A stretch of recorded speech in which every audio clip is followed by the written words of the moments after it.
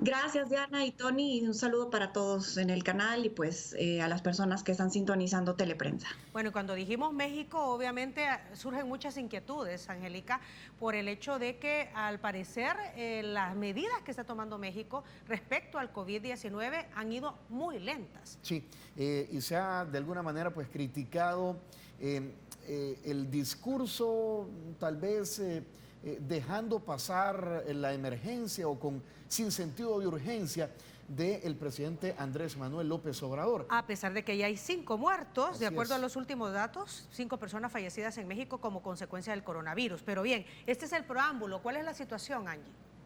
Sí, les comento, desafortunadamente hace unos minutos ya está corriendo la comunicación de que son 5 personas fallecidas acá en México, 367 personas infectadas y casos sospechosos van 697. Eso hace un aumento para el caso de número de personas infectadas de 51 casos arriba desde el día domingo. Estamos en lo que denomina la Organización Mundial de la Salud como en la fase número 2.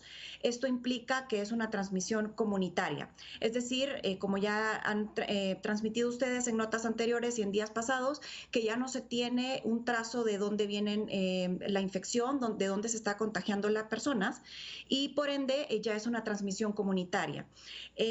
Tal como ustedes señalaban, efectivamente, pues hay un par de críticas, digamos, para algunas medidas que está implementando el gobierno, medidas que se pueden ver como débiles o medidas que se pueden ver como un poco cortas o lentas en este momento.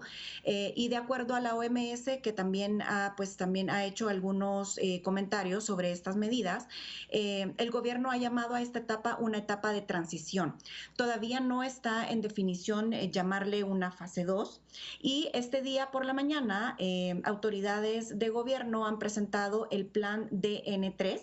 Es un plan que llevará a cabo la Secretaría de Marina y la Defensa Nacional con la intervención de las Fuerzas Armadas y que lo han segmentado en 3 etapas: una fase de prevención, una fase de auxilio y una fase que le han llamado de recuperación. En este momento todavía estamos en la fase 1, según el gobierno lo indicó, que es el censo de capacidades, el mapeo de dónde pudieran implementarse hospitales provisionales, contratación de personal médico, contratación de enfermería, transporte, medicamentos, etcétera. Luego, en la fase 2, se apoyará con hospitalización, con cuidados intensivos y a personas que decidan tener el aislamiento voluntario o que sean enviados a centros de aislamiento.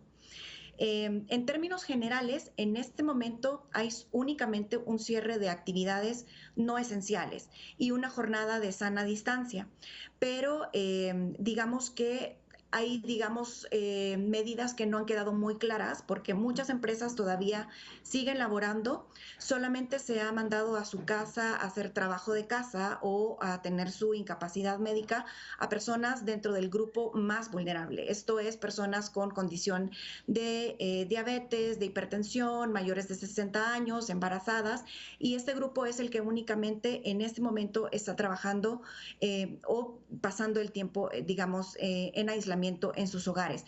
Sin embargo, las suspensiones laborales aún no son claras, aún no son firmes y por otra parte también se han ofrecido créditos a pequeños negocios, pero sí existe esta contradicción entre, por ejemplo, las medidas que el gobierno de Estado, digamos, que el gobierno de la nación ha indicado versus otras medidas. Por ejemplo, la alcaldesa de Ciudad de México implementa la medida de que no salgamos, de que nos quedemos en casa, y por otra parte se reciben otro tipo de indicaciones como que todavía nos esperemos, que no estamos en esa fase de alerta todavía, así que sí podemos hablar de un poquito de incertidumbre y de confusión en este tema de las indicaciones. Precisamente por ahí venía mi siguiente pregunta, Angie, porque como usted dice, no hay correspondencia entre la etapa de la transmisión comunitaria y las restricciones que son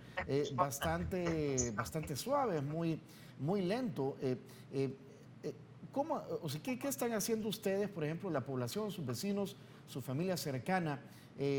¿A quién le creen y qué decisión han tomado?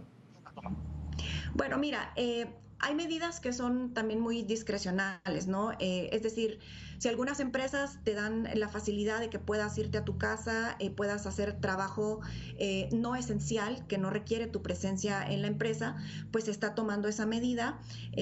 Si tú puedes justificar que tienes en casa a personas de esta condición de más vulnerabilidad, también te están permitiendo hacerlo.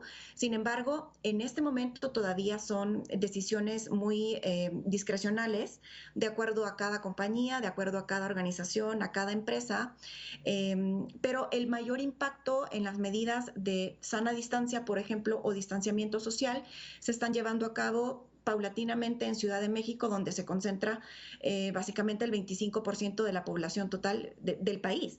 Entonces, estamos hablando que todavía estamos iniciando hacia a una fase que podrá ser un poco más crítica, según lo que las autoridades indican, pero que no es el caso para este día. Entonces, por lo que te puedo comentar, lo que se percibe en las calles es que la gente progresivamente está dejando de salir, la gente está dejando de asistir a sus empleos, los que pueden hacerlo, y otros están todavía asistiendo, atendiendo el llamado de sus empresas, de sus trabajos, porque tampoco tienen mayor opción. No se ha hablado a detalle de un plan de apoyo económico para pequeñas y medianas empresas todavía, por ende, pues la opción de dejar de ir a tu trabajo no está siendo considerada aún. Mencionabas que en este momento el gobierno está en la etapa de transición entre la fase 1 y la fase 2 y esto incluye establecer un diagnóstico si el país está preparado o no para hacerle frente al COVID, médicamente hablando. ¿El sistema de salud está preparado o no? ¿Tiene los recursos suficientes México para hacerle frente, tomando en cuenta que en países de primer mundo como Europa el sistema ha colapsado?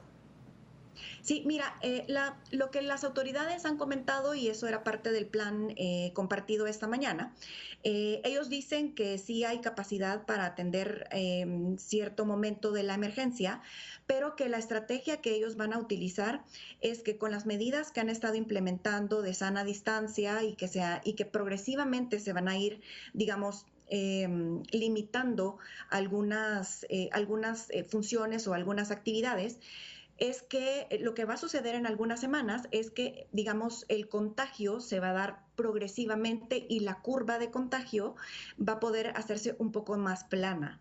Es decir, que no van a tener saturación del sistema de salud en un momento determinado del mes de abril, sino que va a ser un poco más progresivo y en diferentes etapas del mes, entre abril a junio.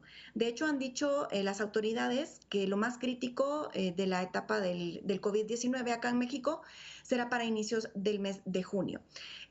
Sobre la capacidad de digamos, del sistema de salud, pues podría decirte que no es una capacidad que va a cubrir toda la necesidad de contagios y de personas que necesiten aislamientos, cuidados intensivos y hospitalización. Y al igual que en otros países de la región, pues seguramente el sistema de salud también se verá rebasado en algún momento de esta atención. Mientras tanto, hay 5 muertos, hay centenares de personas contagiadas y esto continúa y no se han tomado las medidas drásticas, tal vez como lo estamos viviendo nosotros. Sí, Angélica, sí, muchísimas gracias. Dime. Muchas gracias. Se nos acabó el tiempo, Angélica. Solo nos queda chance de decirle, cuídese mucho, por favor, usted, sus allegados, y ojalá que pronto nos podamos ver aquí en El Salvador. Muchas gracias. Hay que mantener el distanciamiento social, quédate en casa, tú que tienes la posibilidad de trabajar, me parece, desde casa. Angie, qué bueno saludarte, un abrazo. Un abrazo para ustedes, saludos para todos. Gracias, buenas noches.